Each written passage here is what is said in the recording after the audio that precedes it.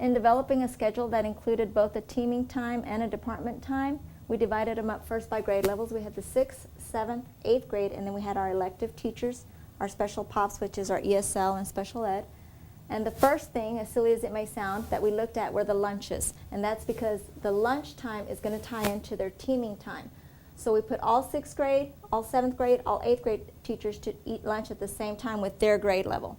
And then what we had to do was we had to look next at the conference time, their planning time. And the reason we looked at that next is we had to coordinate by departments.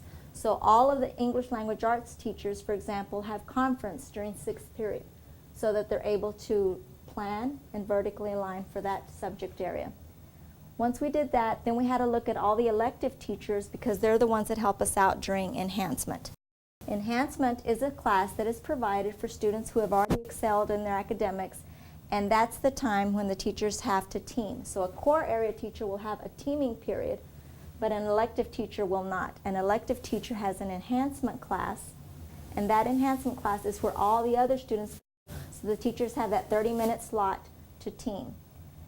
We had to look at several things when looking at the enhancement schedule. We took, first of all, anyone certified as a coach because we knew that we could give them large numbers of students in the gym, and that allowed for more students to be able to be away from the core area teachers so they have that teaming time to meet together as a grade level.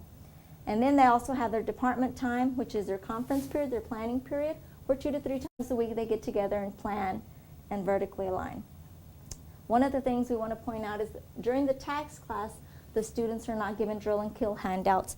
The students are actually provided hands-on activities, and the different grade levels are given that autonomy to manage that as they please. For example, the 6th grade team may decide for 6 weeks to rotate the students by week, and that way the math teacher has a hands-on project that she wants to exercise with the students, and so they rotate every week so that within that 6 weeks the math teacher has an opportunity to teach all of the 6th grade students.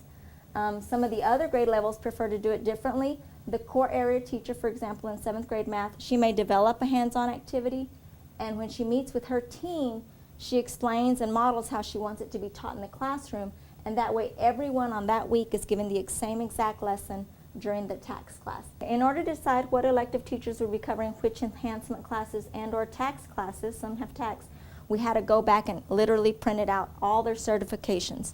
Once we started looking at what area they're certified in, then we got a better idea on what they could help us with. For example, if the librarian was certified in reading, she's given a tax class to address specific reading objectives.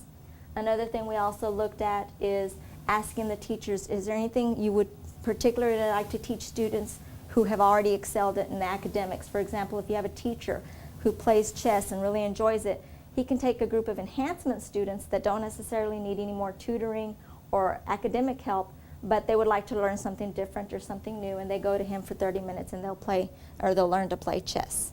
Benefits of this schedule are, first of all of our teachers, including elective teachers, are held accountable for tax, and so they develop a sense of obligation to where they have to participate with teachers and collaborate with them to develop lessons during their enhancement periods. Another thing is that the teams have this time to meet, whether it be by themselves or with an administrator, and that gives them a sense of autonomy where they have that sense that they have to meet and address issues concerning specific students. For example, if the 8th grade team is having an issue, if the math teacher is having an issue with the student that the language arts teacher is also having, then they can discuss different strategies that have worked with that student and they can help each other out. The thing on the department that has helped is, for example, in English language arts, they all may have that one objective that they're having difficulty addressing, but if one teacher scored very high on the benchmarks, then she can share her strategies with all the other ELA teachers, and they can do something similar at the other grade levels.